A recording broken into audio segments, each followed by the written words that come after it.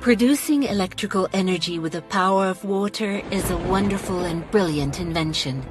The electrical current is often produced by water power stations.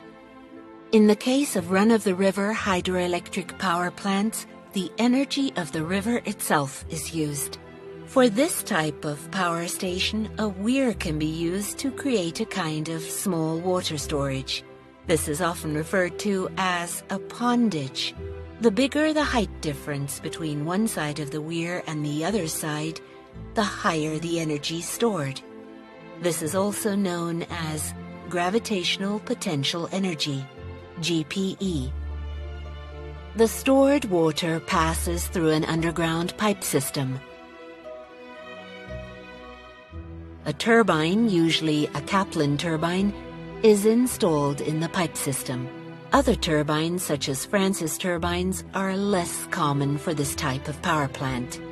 The runner of a Kaplan turbine looks like a propeller or the screw of a ship.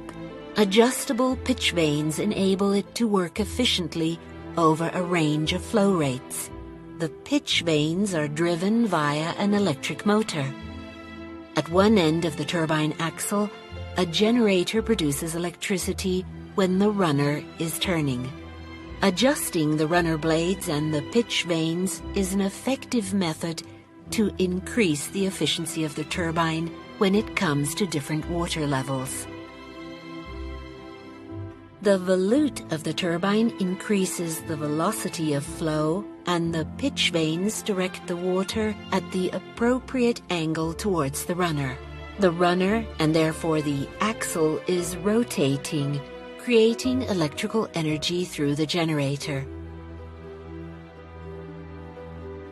The major components of the power plant are shown here. The powerhouse contains the generator and other machinery. Usually, a transformer is required to obtain a voltage suitable for power transfer over long distances with minimum loss. The Kaplan turbine was an evolution of the Francis turbine.